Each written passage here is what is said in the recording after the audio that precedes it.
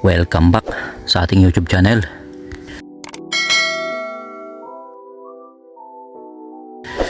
Unboxing tayo ng iba't ibang sizes ng mga islag mula kay Sir Mark Oliver Torres Real from Tayug, Pangasinan.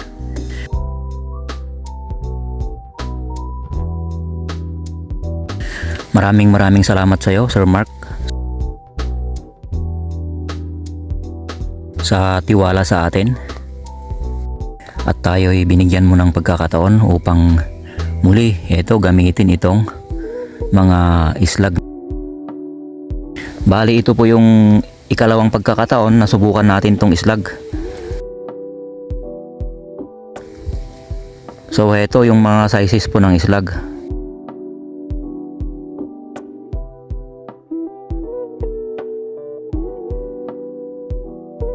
$23 grains to 170. 25 grains to 1.7 din, pero mas mahaba ito ng konti. Meron po tayong 21 grains. So yung unit natin, kinakailangan pa natin ng mas mataas na FPS para magamit natin itong 25 grains at saka itong 23 grains. Ang gagamitin natin na susubukan sa bundok, itong 21 grains. Napakaganda yung patama nito, kaya subukan rin natin. At para sa inyo mga kapwa hunters, hinihikayat ko kayo na subukan rin itong islag ni Sir Mark. Pantabayanan yung ating mga kaganapan pag nandun na tayo sa bundok. Okay, stay tuned.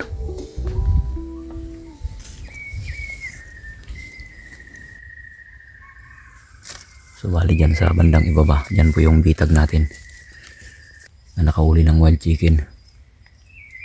May 3 araw nang nakakaraan mula nung ginawan natin ng kura itong baliti. Ito po yung baliti na malalaki ang bunga. Ayan, stay tuned.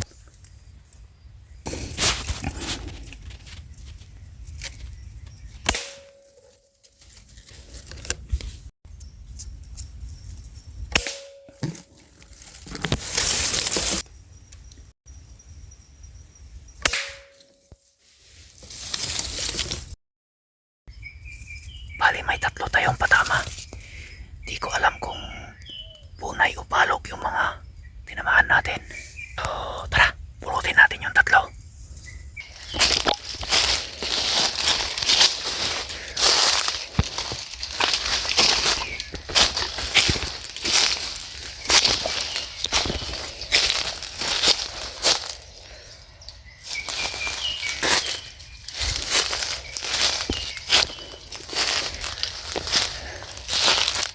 Yan yung pitag natin, oh. So dito pala bumagsak.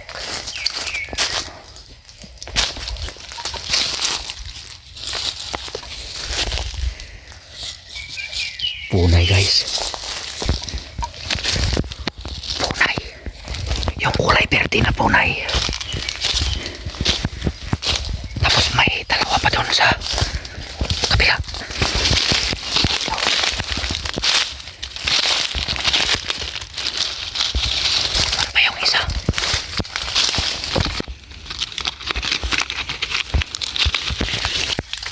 So yun, guys, may 3 punay na tayo. Ito yung kura natin, oh.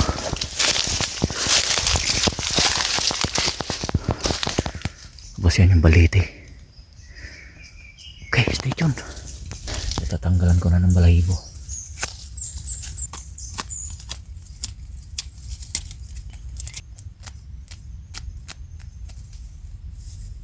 So ayan, natanggalan na natin ng mga balahibo. 3 punay natin. Okay.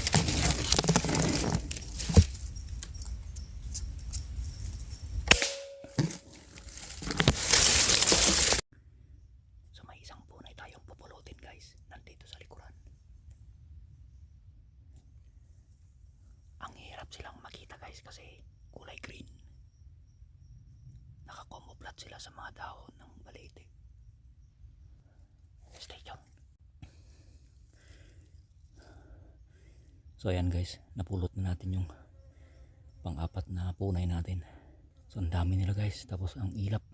Nakakumuplat sila sa mga dahon, ang hirap tignan. Yung kulay niya kasi dark green.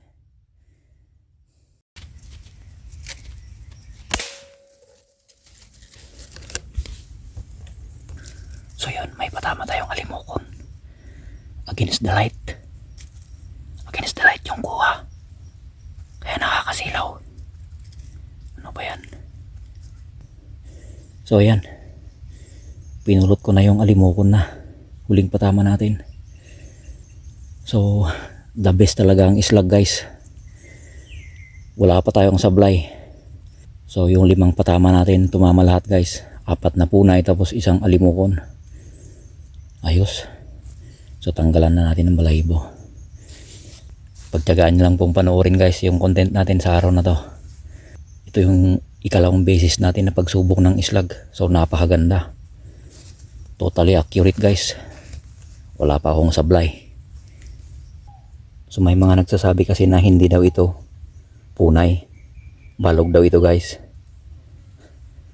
Yung balog napakalaki. Parang inahin ng wild chicken yung laki ng balog. So tignan nyo yung alimokon yung kunting pagkakaiba nila ng laki ng katawan ng punay at saka itong alimokon halos magkasin laki. So punay po, hindi po balog guys. Malaki po yung balog. Ayan.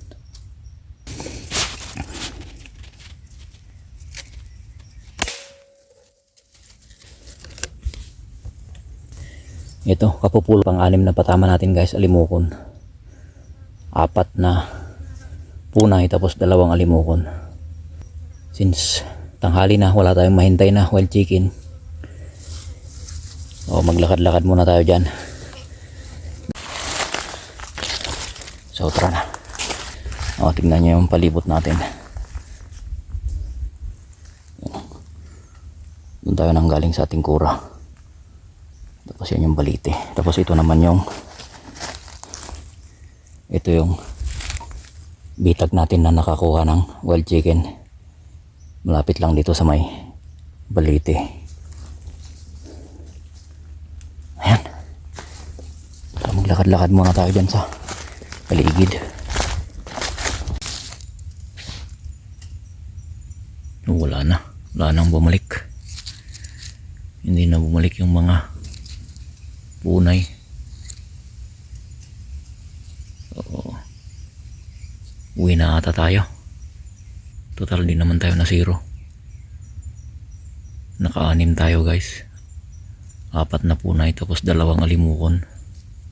So sa mga gustong mag-avail ng islag dyan, check nyo lang sa comment section. Nakapin po yung mga detalye.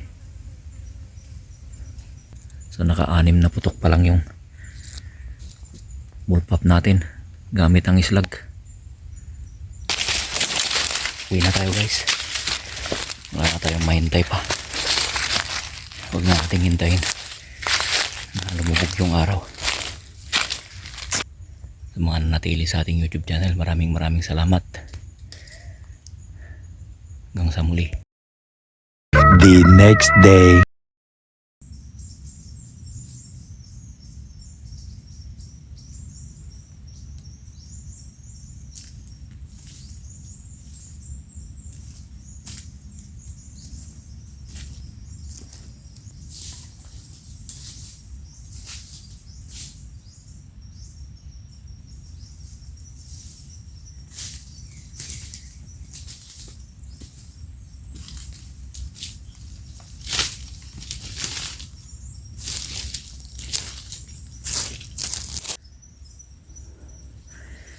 So hirap yung ganito guys. Ang hirap maghunting ng ganitong sitwasyon guys. Buti na lang hindi pa masyadong malakas yung ihip ng hangin.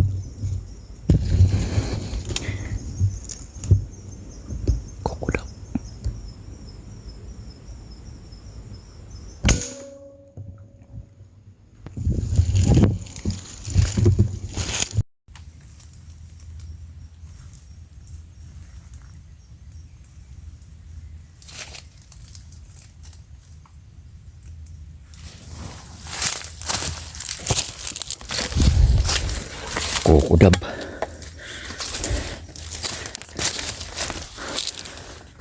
Bali dyan natin tinira tapos dun sa taas bumagsak. So hopefully mahanap natin. Tara. Bali dyan natin binrel tapos dito ko nakita bumagsak eh.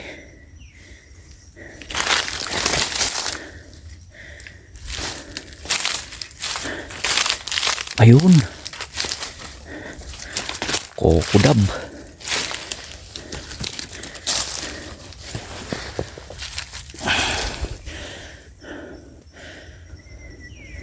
Patama ng islag guys.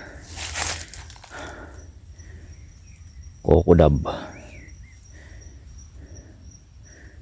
Yan, sa malaki rin yung katawan nito guys. Parang punay. Ayos. Maganda yung islag guys kapag long distance. So hopefully maragdagan pa natin dyan. So ito ulit tayo guys, palakad-lakad dito sa bundok. Naghahunting tayo ng walang kasiguraduhan. Matry lang natin yung bagong islag natin na galing kay Sir Mark, 21 grains. Okay, let's go.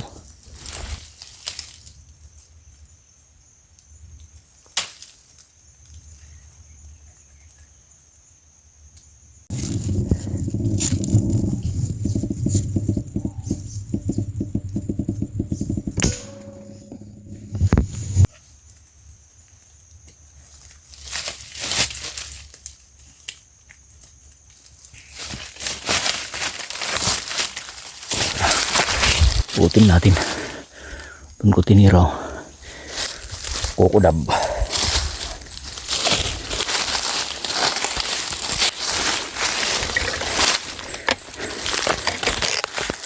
Ang sukal yung pinagbagsakan niya. Ito.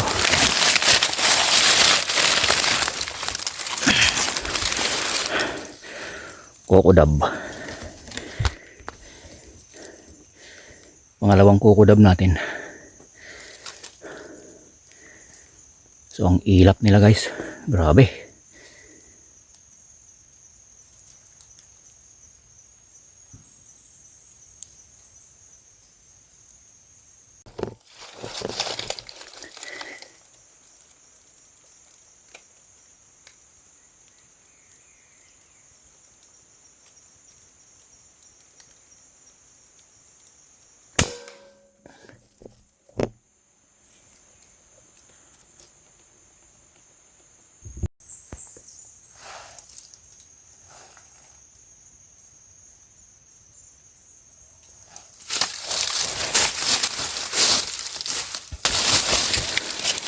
So doon natin tinira sa kahoy na walang dahon. So hopefully mapupulot natin.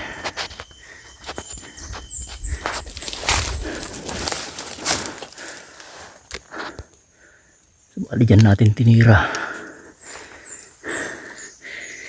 So dito lang siya bumagsak. Ayun.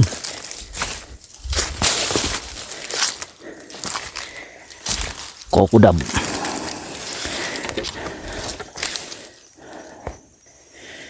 Pangatlong patama ng islag. So okay na.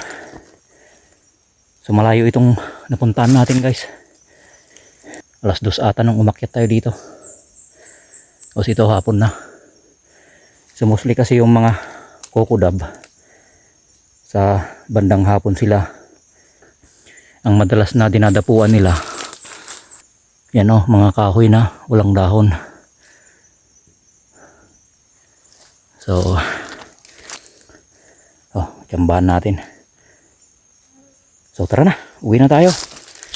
Okay na, subukan natin yung 21 grains na 2117 na islag.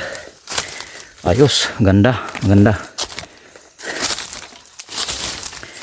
Yun nga lang, wala tayong na-timingan na wild chicken.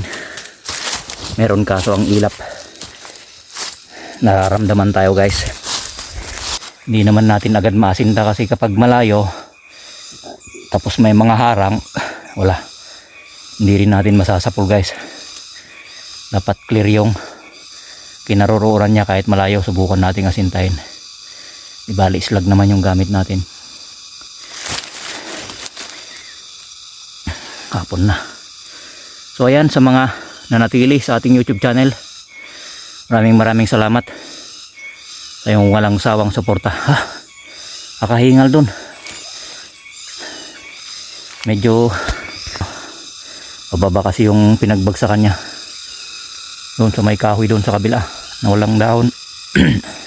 Tapos malalim dyan guys, pababa. Hiningal tayo sa pagbalik dito sa ating pinag-iwanan ng ating PCP. Ayan, sa mga nanonood na di pa nakapag-subscribe, pasubscribe yung channel natin. At kung ano man yung magiging reaction nyo, comment lang po sa ating comment section. At saka sa mga gustong mag-abil ng islag, nandun po sa comment section, nakapin po yung mga detalye.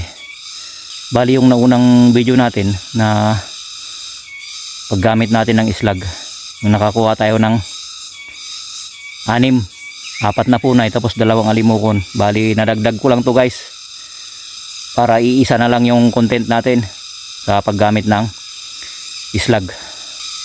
Tsaka meron din tayong content na una, yung pest control, islag din ang gamit natin, yung mahangin.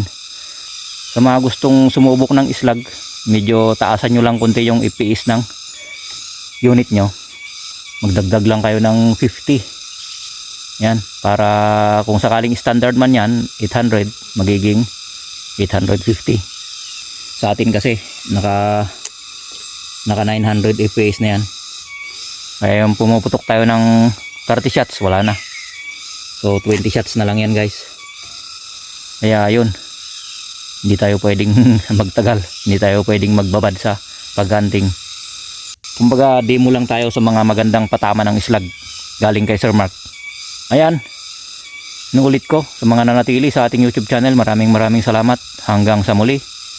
Sa mga di pa nakapag-subscribe na nanonood dyan, baka naman pasubscribe yung channel natin. At kung ano man po yung magiging reaction nyo, comment lang po sa ating comment section. Ayan, hanggang sa muli, maraming salamat. Peace out.